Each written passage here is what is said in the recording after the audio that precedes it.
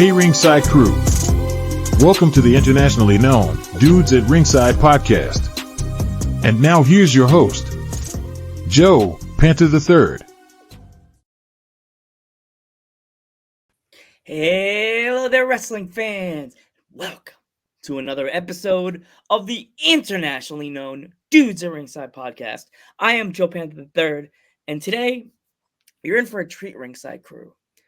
We had this young lady on last year, and she was riding and roping all the wrestlers and all the promotions she can. And she's back here again this time, not by herself this time. Let's give a warm Dudes at Ringside welcome to Dakota Duke and her tag team partner. Welcome, guys. Welcome. Welcome, ladies. Thank you. Thank you. Hello, Ringside crew. Yes. So, Dakota, what does it feel to be like a tag team wrestler now? Like, are you just doing tag team stuff, or are you still doing your solo stuff?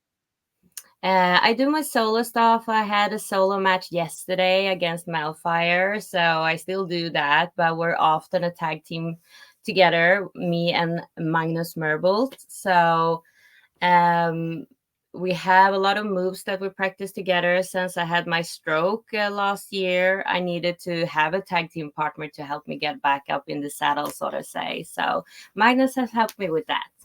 Awesome. So Magnus, introduce yourself to my international audience. I'm Magnus Mbultor. I've been wrestling since I started training in 2019. I've been wrestling in front of an audience since 2021. Mainly in Sweden. Been in Stockholm, Gothenburg, and Malmö for various promotions. Oh, sorry. That's awesome, man. I'm so glad to have you on and be able to open your story up to the wrestling world. So Magnus, that'll be fun. It's fun. It's my first interview. Wow. Well, it's an honor to have you on Dudes at Ringside. So Magnus, what made you get into this professional wrestling world? Well, I kind of found it randomly on the internet long ago, and like 10 years ago, before I lived in Stockholm. And then you couldn't really, I lived in the countryside, so there was no wrestling to be found. So then I thought, oh, that's fun, and I watched it from time to time. And then when I ended up living in Stockholm, I happened to get in touch with the Stockholm Wrestling and started training, because I didn't think that was going to happen, but it did. Awesome. Has since you're working with Dakota Duke, has she actually showed you the cowboy life yet? Like the fully cowboy life? The ranch life, yeah. Yeah, I call it the cowboy life, but the ranch life, yeah. Yeah, a bit. As I said, I grew up in the countryside, but we never had animals or anything. But I am grown up in farmer country. Okay. But he doesn't know how to ride yet, so I'm teaching him how to ride. Horses are big and scary. Oh yeah, but you just gotta you gotta treat them like you would treat a friend. You have to treat them grab the reins the right way. Don't kick them. Don't be polite. Be friendly to them. Don't make too many loud sounds. I get taught. I go to a horse farm in New Jersey, and they teach us how to get on, how to move our feet, how to sit, and the girls all see. They're like, "Oh, Joe, you're pretty good." And I'm like, "I'm okay." Yeah.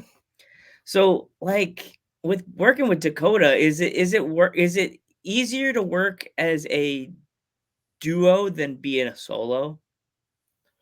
I like to both kinds of wrestling, but as it happens to be, I tend to get thrown into a lot of tag team wrestling, and wrestling with Dakota is very fun because we have great chemistry, and it's always more fun when you have a tag that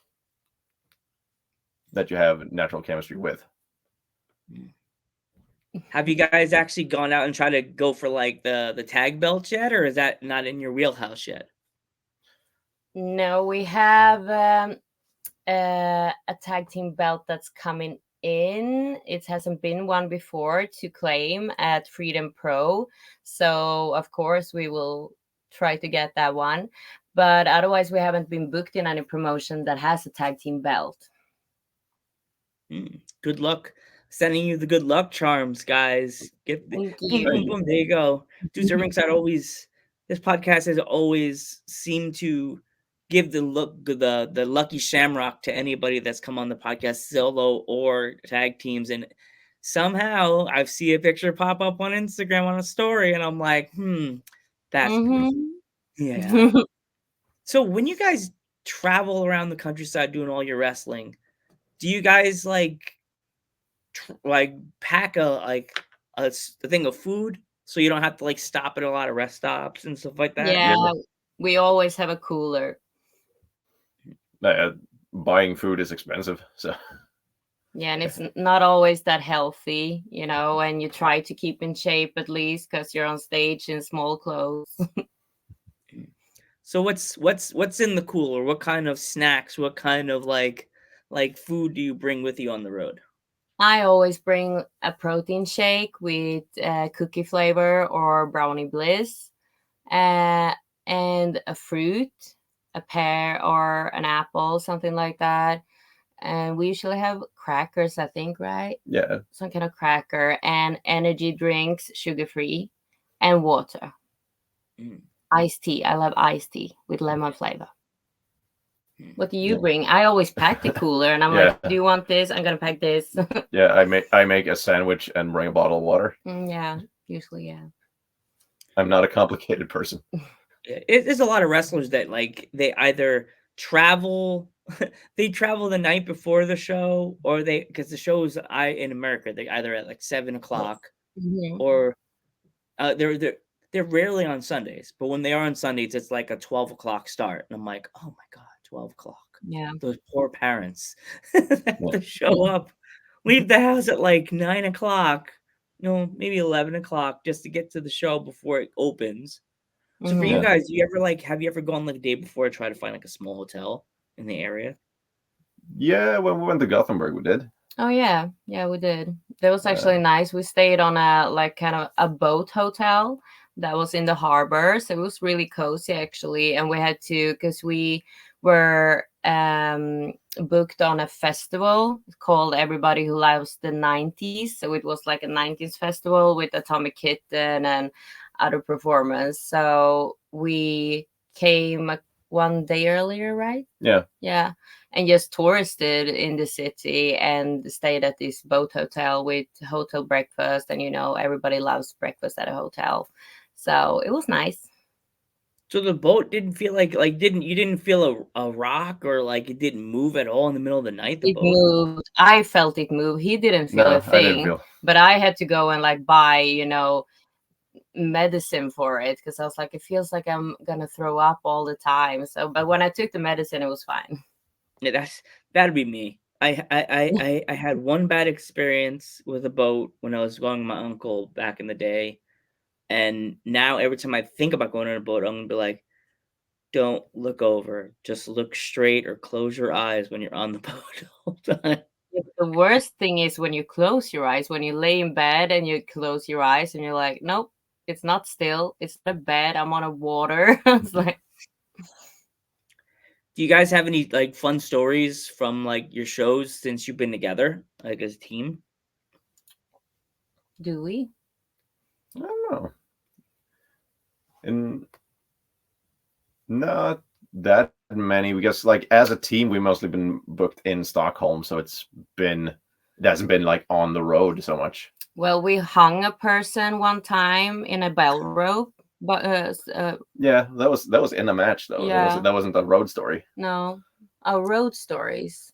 Yeah. No, I think we're gonna have a lot of road stories now because we're gonna travel around Sweden doing festivals. So next week we're going to Sweden Rock Festival. So we have shows every day for 4 or 5 days. 4 days. 4 days. Yeah. So, and then we're gonna be on a road trip for like 9 hours down there. So we'll have plenty of road stories after that, I believe. Oh wow.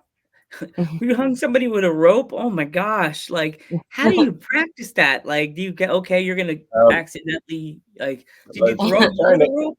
Or did he go through the rope? kind of spur of the moment thing, because met it was a bull rope match, and my opponent was the Strangler. So he strangled me quite a few times, and then I figured I got to get this guy back. And then turns out that it wasn't like a very high to the ceiling. It was, and there was like these beams going across. So he picked me up for a power bomb, and I figured, hey, I'm up here. I'm gonna I'm gonna climb over this thing, and it worked in my favor. Oh wow. Huh. It's Yeah. crazy. So Dakota, like, have you guys ever thought of coming to the States? And if you have, which would you want to start down into the Texas area and then work your way out? Or would you like start like the West Coast and then come to the East Coast? We would love to come to the States. So if anybody wants to have us, please contact us. But Yeah, and yeah, of course, Texas. Yeah, I'd love that. And I'll go to a couple of ranches while I'm down there. But I don't know. West Coast, I think, has a lot of the smaller good promotions that we could fit in. I think they have a lot of cowgirls in Texas, so maybe that's not interesting to have a Scandinavian cowgirl. I don't know. So probably West Coast would fit us better. yeah, maybe.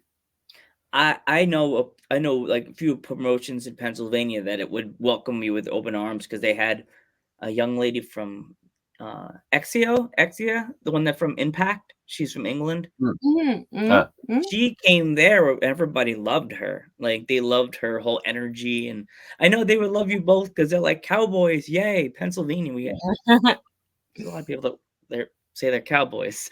So, Mhm. yeah, here you go. So in closing, guys, if my fans would like to follow you on social media, how can they find you? On Instagram, where I am the hillbilly hippie wrestler Dakota Duke, and he's I think I'm among Mbult, just one word. If not, you can find her and probably link from there. yeah, one of my pictures. Yeah, he's tagged in all of them. I am often tagged in her Instagram. So before I go, do you guys have merch yet? I know Dakota, you have some new merch that you want to talk I about. have new merch. I have T-shirts and I have hats. Put on the hat. He's gonna put on the hat. I was gonna write to you, show the hat tonight. Today. Exactly. And go closer so they can see the Dakota Duke, and it's a cartoon there of me. Yay! It's a It's cute. very I nice. saw the hat, the logo. I was like, oh my god, I want one. It's so cute. Yeah, it's I so want nice. that. So So hat, T-shirts, and we have photos like idol photos together and stickers. But the stickers are not that good quality, so I'm not gonna sell those. yeah. I'll order new ones and then I'll send to you. Okay, cool. Well, thank you again, Dakota, for coming on, and I want to thank you coming on the podcast, big guy. It's such an awesome. Was so much fun. So glad, and Dakota, I want to wish you guys nothing but the best of luck. Magic, magic, magic. You guys will be holding the straps before you know it. I know it. I could feel it. I feel the vibe. Love you guys. I'm Joe Panther the Third, I'm Dakota Duke. And I'm Magnus Mörbult. and And thank we you will all. catch you in the next one. Exactly.